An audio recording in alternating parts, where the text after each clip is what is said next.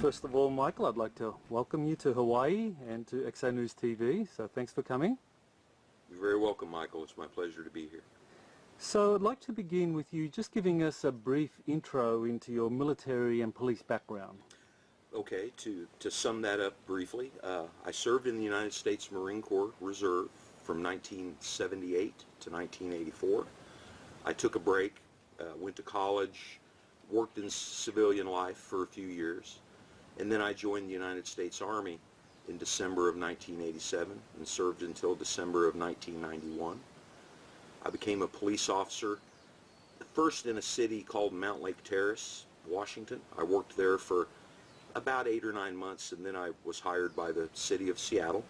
I worked in Seattle from 92 to 2001, after which I took a little bit of a break in life, and in 2004 I was asked to go to Liberia, Africa, and serve in a United Nations mission over there as a peacekeeping advisor. Thank you. Well, the key event here in terms of just understanding what happened during your military service, especially during the Marine Corps, was a UFO sighting in 1978. And can you tell us about that 1978 sighting and why that led to you joining the Marine Corps? I believe, well, first of all, I'll describe the sighting itself. It was March of 1978. We were just months away from graduating from high school. I graduated at the end of May in 1978. A good friend of mine and I were out driving around on the country roads around the town that I grew up in.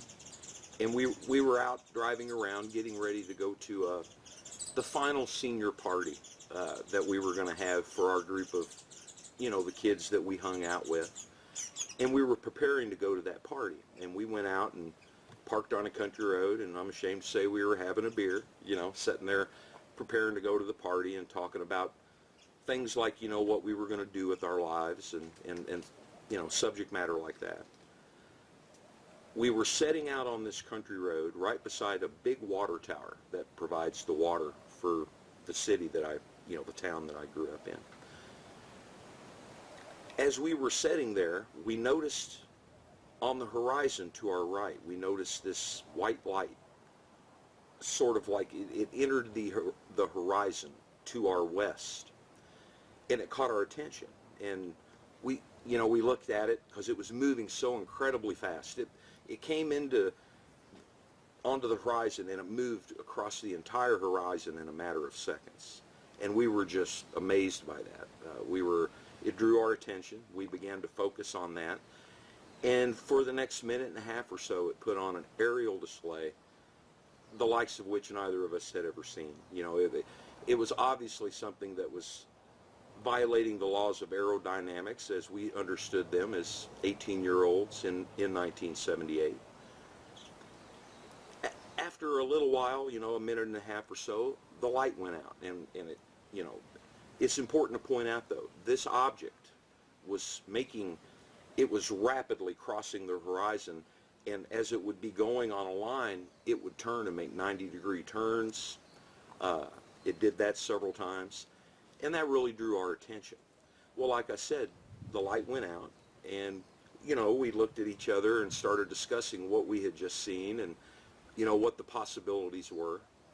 And as we sat there, a few seconds went by, and we noticed the light again, except this time it was much larger, obviously much closer to us, and still putting on a bit of a display. As we watched, the light was on, and the light got bigger, as if this object was moving directly towards us. Again, it went out. A few seconds went by. We looked again, and there it was again, still kind of moving around in the sky, but getting larger. Obviously it was moving closer towards us. Again, the light went out, and a little bit more time went by, maybe 20 seconds or so, and we went back to our conversation, focusing on each other. And at the same time, we looked out the window of his car, and what we saw in front of us was just amazing. We looked out, and in the cornfield in front of us was, I would describe as a black triangle, hundreds of feet long on all three sides. It had white lights in each of the three corners, which were smaller in comparison to the central light that was in the center of this triangle. All the lights were white. We never saw any other color light put on display as we watched this unfold in front of us. Of course, we were absolutely amazed. It's important to point out that I grew up just absolutely in love with the idea of space. I always was fascinated and mesmerized by NASA. The idea that we had accomplished all those things I thought was just incredible. And I had always, secretly just really had a desire to be an astronaut. I think a lot of kids did, And we sat there, and I was so fascinated by it. I felt like I was being shown something very special. Well, I rolled the window down on the car we were in. By the way, it was an old VW Bug, an old red VW Bug. We had the dome light on inside the car. I rolled my window down, and I stuck my torso out of the window and was looking at this object. And, my senses were at work. I was trying, I detected no sound at all. It was emitting no discernible sound. But at the same time, there was a mild detectable hum that was in the air. I could also feel the hair on my arms standing up, and the sense that there was an electrical charge, like static electricity or something like that in the air. Well, as this thing was several hundred feet away from us in a field, and it started slowly, silently drifting towards us. Well, like I'd mentioned earlier, we were parked right beside a water tower. Well, this triangle, as it moved towards us, it just began to black out the night sky. It was absolutely huge. All the stars in the background disappeared, and this thing just completely blacked out the sky above us. It slowly drifted over to the water tower, kind of centering itself above that tower. I'd say it was 150 to 175 feet directly above us. And again, I was hanging out the window, just eating this thing up, looking at it and just mesmerized by it. And then it dawned on me that I should check on my friend, because I didn't know how he was reacting to this. And I pulled my torso back in the window. I looked over at him, and he had a look of kind of concern on his face. He was real, unsure of what we were experiencing. And the idea of the dome light being on in the car, I think it made him feel a little insecure. And while I was watching him, he reached up and turned the dome light off inside the car. Seamlessly, the instant the dome light in the car went off, this craft emitted a red beam of light down onto the vehicle. I'd say that light was on us for 7 to 10 seconds, somewhere in there. What was unique about this light is it had a red, almost near infrared quality, and it had almost a flowing, like almost a liquid sense about it. The way it was engulfing the car and flowing into the vehicle. And I think that generated a little concern in my mind. Oh my gosh, what is this? What is it we're experiencing? After 7 to 10 seconds, the light went off. The craft slowly started drifting to the west. We were facing to the south, setting on that road. The craft started drifting to the west. I'd say it drifted maybe a quarter mile away or something like that. And the aura around it, the image of this craft, it became distorted. The edges of it became distorted, and it's as if it just disappeared right in front of us. It turned into a really small white light, as if it just shot it, out of sight instantaneously. We were both stunned and excited and a little bit, I'd say, concerned as to what we had just seen. And I got, pulled my torso back in the vehicle, and we discussed what we had just experienced. And for some reason, we decided that it was in our best interest in 1978. The subject matter of UFOs and things like that were out there in the general public, but not on the scale that they are today.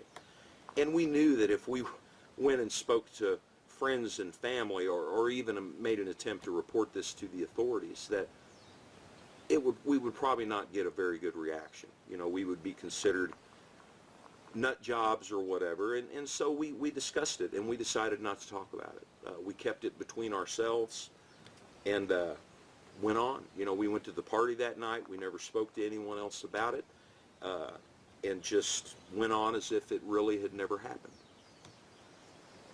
What was the next question? How did you want me to tie that in, Michael? And 2 days later, you decided to join the U.S. Marine Corps. It really wasn't 2 days later. That was on a Friday. And, of course, you know, we went back to school the next week. And I'd say you know, Saturday, Sunday went by. I think it was on a Tuesday. A Marine recruiter came into the high school. I was in study hall, or we called it commons at the time, and that was held in the dining facility at our high school. And this recruiter came walking in. Now, it's important to point out, at this time in my life, I had no intention of joining the military. I hadn't gone and spoken with any recruiters. That really wasn't my plan. My intention was to enroll at the University of Missouri and go to college. It seemed like that's what all my other peers were doing, and I thought that was the correct course of action for me. So I hadn't really researched going into the military at all.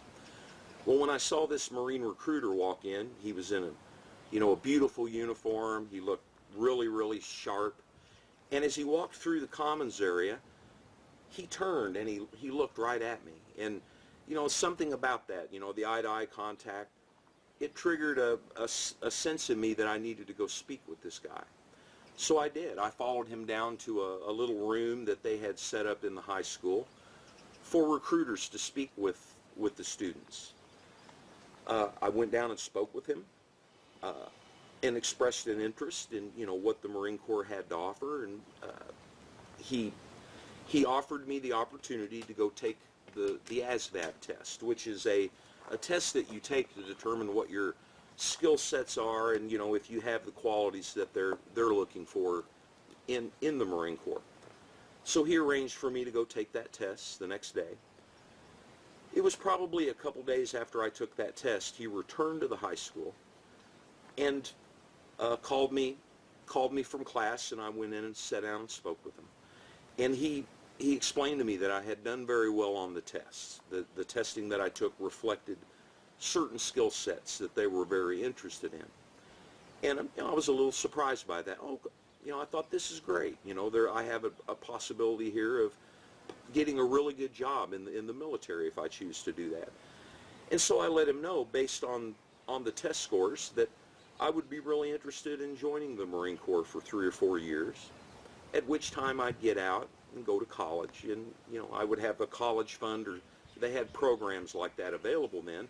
And I thought this would be a good way to earn money for college and maybe mature a little bit, get a little life experience, and then come home and go to school. So I expressed to him that that's what I wanted to do. And he immediately let me know that there was another program that the Marine Corps had available at the time that he really wanted to encourage me to enter into. It was called the Reserve Special Enlistment Program. Now, again, I wanted to go active duty, and I really thought that a military recruiter would value someone that wanted to go active service a little bit more than someone that expressed an interest in going into the reserves. And I quite frankly, I wasn't really interested in that. And so I told him, you know, I appreciate you pointing that out, but I think I'd rather go active duty and do the 3 or 4 years. And he said, that's really neat and all, but I want to make sure you're listening to me. This is a great opportunity that we're extending to you. This would include the opportunity to go to school while you're in the Marine Reserves and work toward becoming a Marine officer. And the test scores and everything that we see indicate that that would be a good fit for you. I was a bit resistant to that. You know, I was being kind of stubborn. And finally he said, look, if you're going to join the military, you need to learn to trust the people that give you advice. I'm giving you really good advice here for a great opportunity. And so he talked me into it.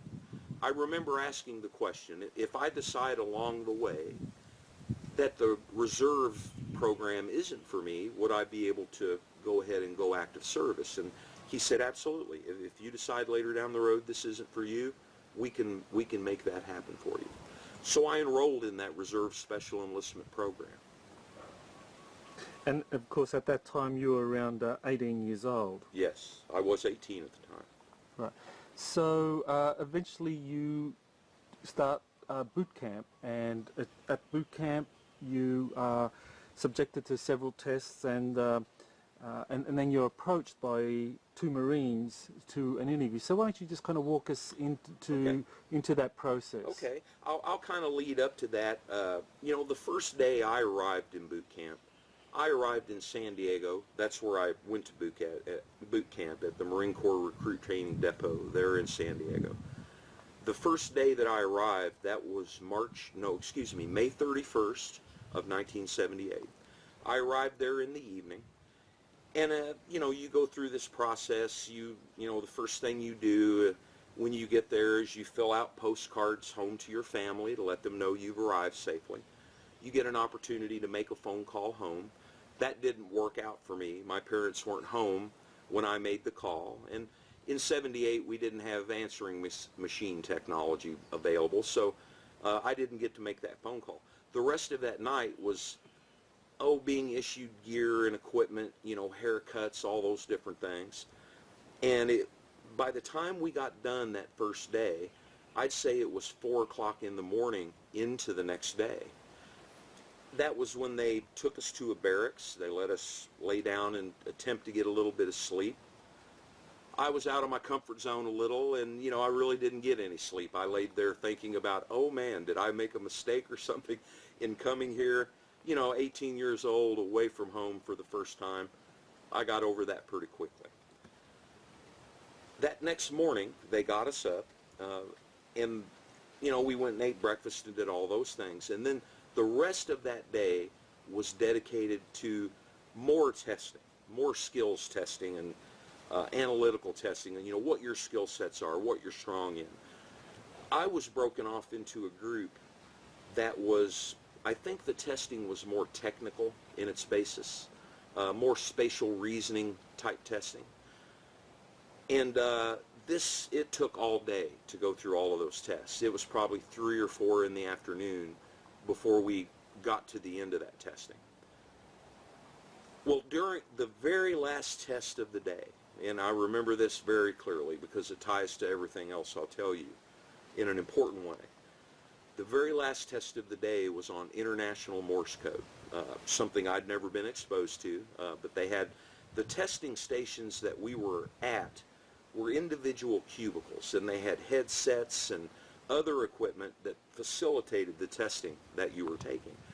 Well, with this being the last test of the day, you know, I was working away, doing my best to, you know, give it my best shot. I'd say that I was probably 3/4 of the way done with that test and still had time to finish. I knew I had plenty of time to get it done. While I was sitting there working on the test, I noticed a Marine corporal walking towards me out of my peripheral vision. And, you know, at this stage in boot camp, you're really trying your very best not to draw any attention to yourself, keep a low profile, satisfy all the requirements, and that way you'll keep these guys off your back. And I noticed he was walking directly towards me, and he walked up, he tapped me on the shoulder, and he asked, "Is your name Michael Gerloff?" And I responded, "Yes, sir." And he said, "Come with me." Well, I was concerned. I am not done with the test yet, and I knew that I had time to complete it. And so I brought that to his attention. You know, "Sir, I haven't finished the test, and I still have time to do so. Let me back up one step." I at first thought, because they had warned us so strongly about violating the honor code and potentially cheating, you know, looking on other people's test papers and stuff like that, I thought he mistakenly believed that I had done that. And I stated that to him. And he immediately said, no, that's not why I'm here. That's not why I'm here talking to you. Come on, come with me. And then I said, you know, I'm not done with the test, and I have time to complete it. And he said, just shut up and come with me. You know, get up and come with me. So I did. I did what I was told.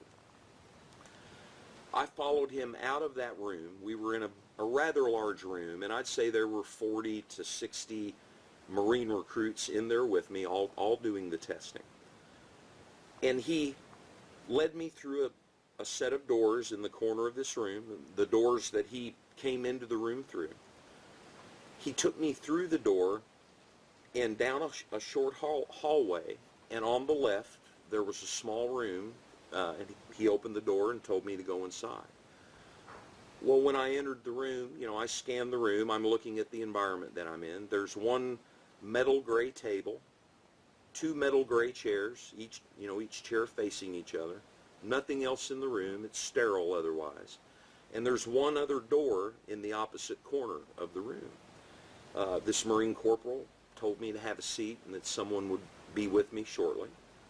I'd say less than a minute went by, and this young Marine captain came through the door in the opposite corner and came into the room and extended his hand, you know. I can't remember his name. I wish I could, but I don't remember his name. But he you know, welcomed me and told me to relax. He wanted to have a relaxed conversation with me. As you can imagine, in the second day in boot camp, there's a lot of tension. There's a lot of yelling and screaming. And when I went to that room, they made it clear, we want you to relax because we want to have a serious conversation. Well, I noticed when this captain came into the room, he was carrying a file.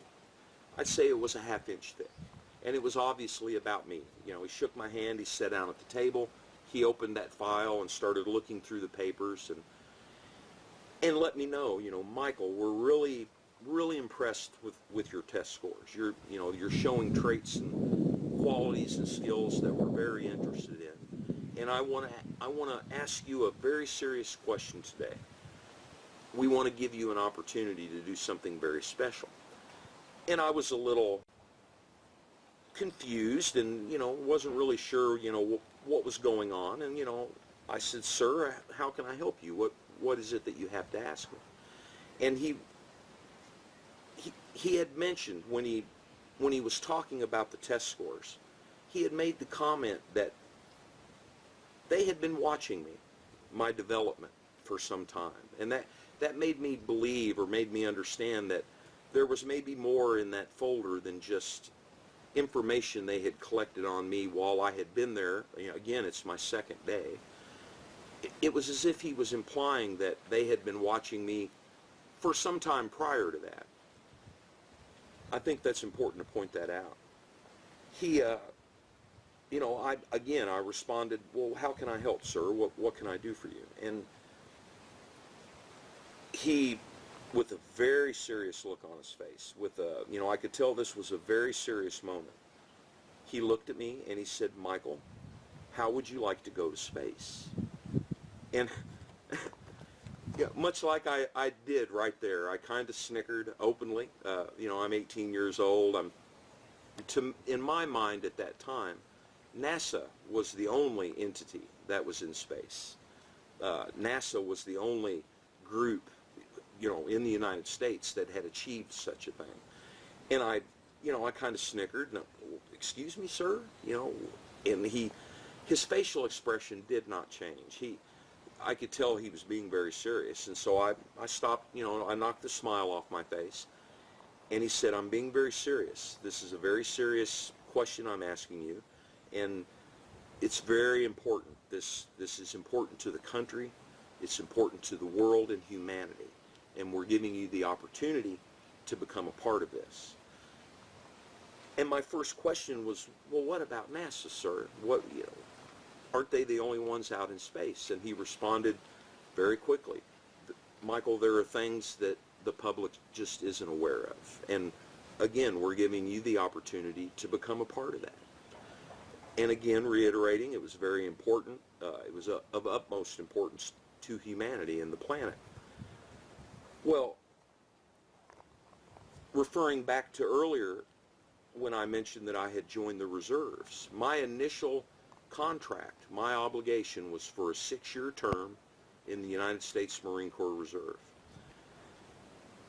I sensed that somehow if I said yes, that this would impact my contract and change what I had signed up for.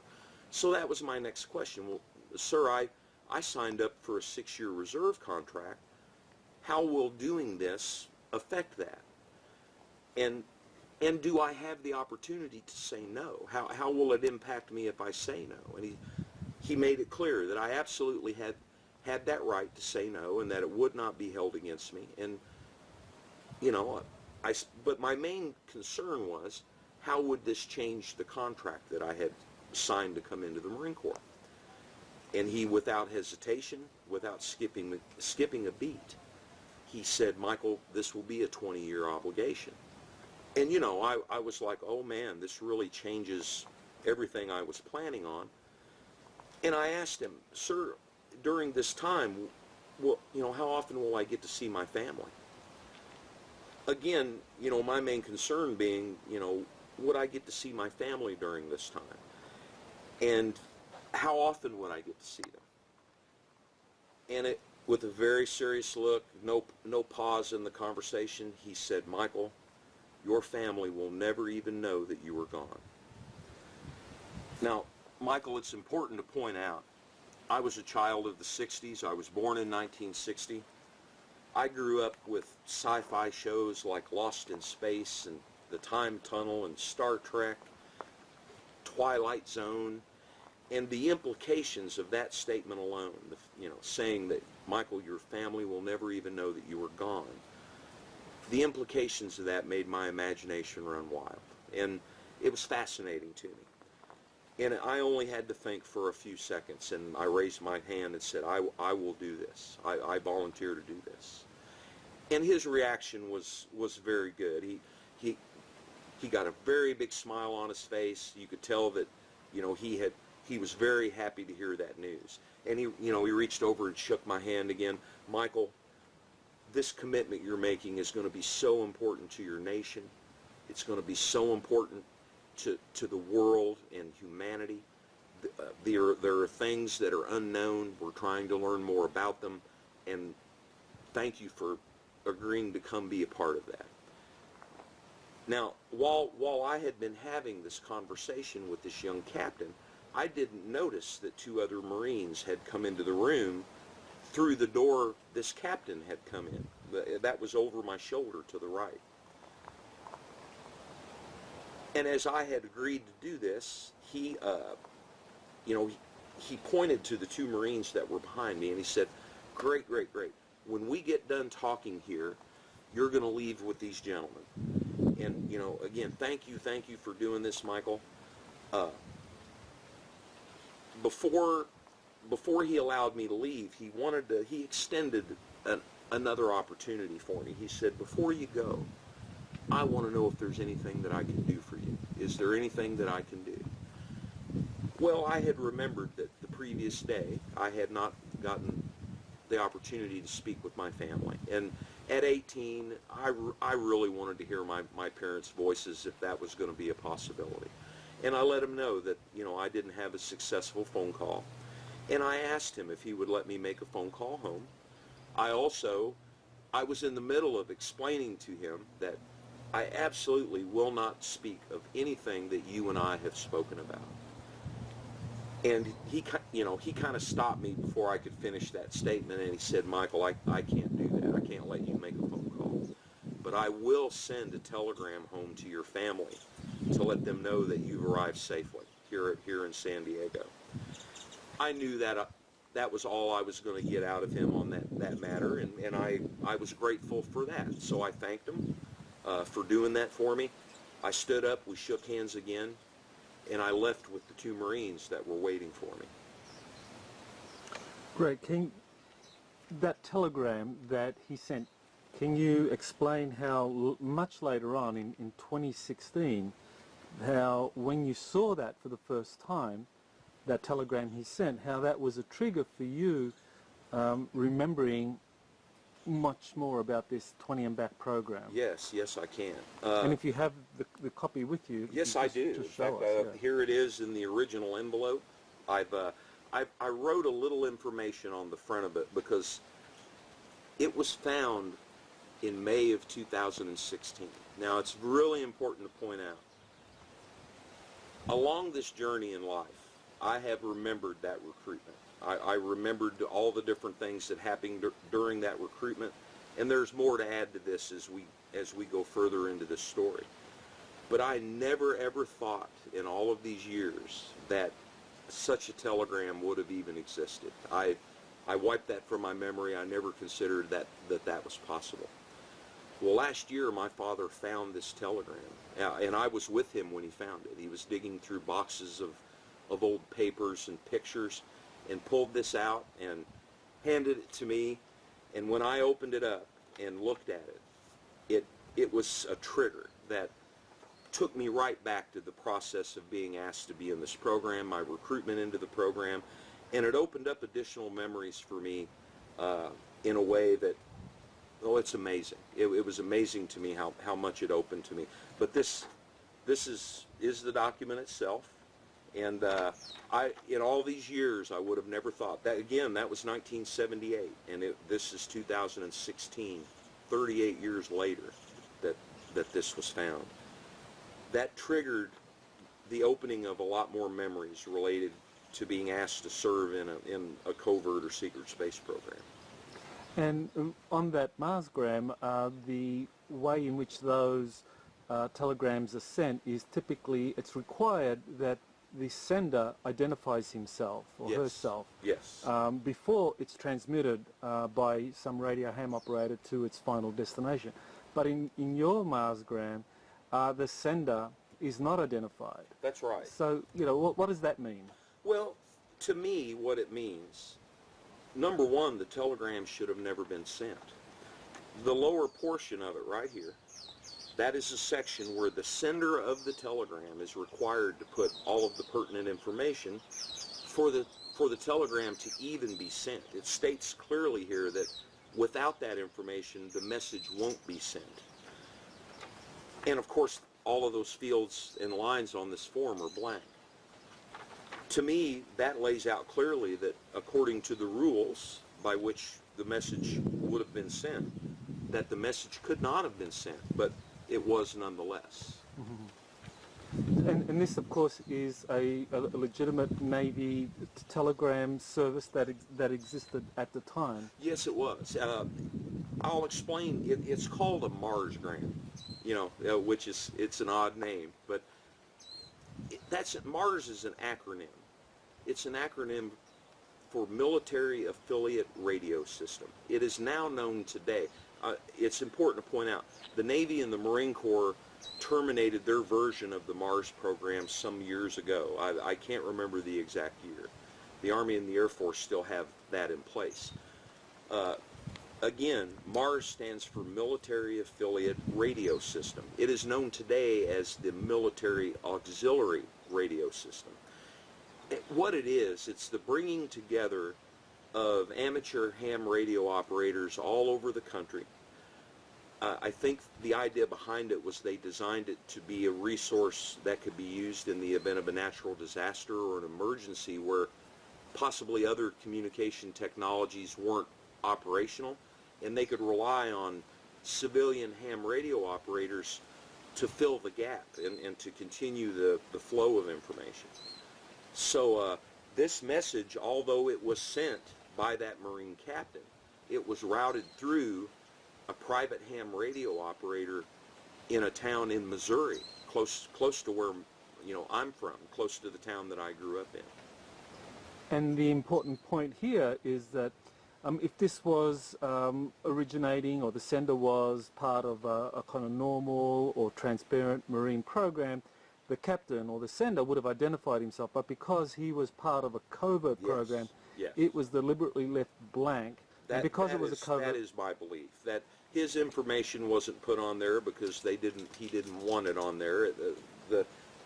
This message wasn't generated in that typical sense.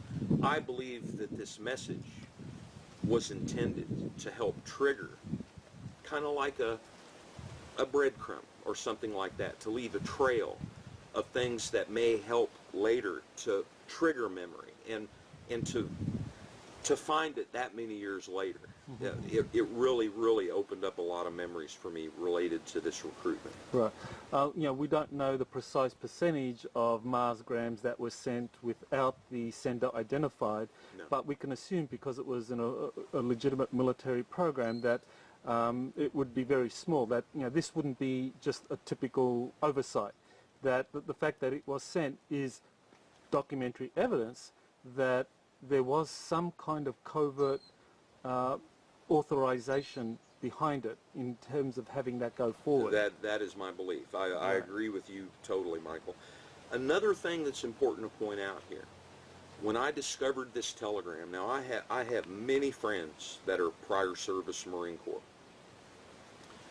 and I asked them, as many as I could run into when I would see them, did your family receive a Marsgram? And most Marines and service members, they know what Mars is. It is truly a resource that you can use to send messages home and things like that. But I asked my friends, pardon me, if when they were in boot camp, if their families received any Marsgrams or telegrams from the Department of the Navy or the Marine Corps, and they were like, well, no, I don't know anybody that received something like that from boot camp. So it seems like an anomaly that I received that. A strange set of circumstances, kind of unique, that I seem to be the only person I know that ever received that while in Marine boot camp. Okay. Well, one of the other things that the captain said to you, which I think is very significant here, is that he said that they'd been watching you for a long time. And two things come to mind here. One is that, and we'll be discussing it later, and that is your background and the testing that you had gone through 3 times through your childhood and teenage years, where it seemed that someone was paying attention to the results of that testing. But we'll be talking about that later. Okay. But that what you just mentioned earlier about the UFO incident, is that in some way related to this statement by the captain? Well, I believe it is, and it's very interesting. When we started talking and he extended this opportunity to me, he made the comment, there are things that the public isn't aware of. There are programs that have been kept secret. And he made the comment, you might even be aware of something that would say that, there are things that people aren't aware of.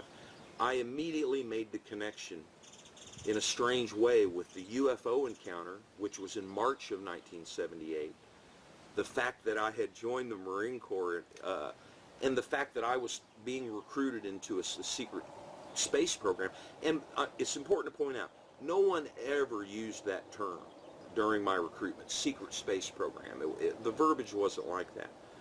But I tied those two together, and in my mind it was clear to me that black triangle I saw was in some way connected with the recruitment that I was going through at that moment. It was clear to me there was a connection.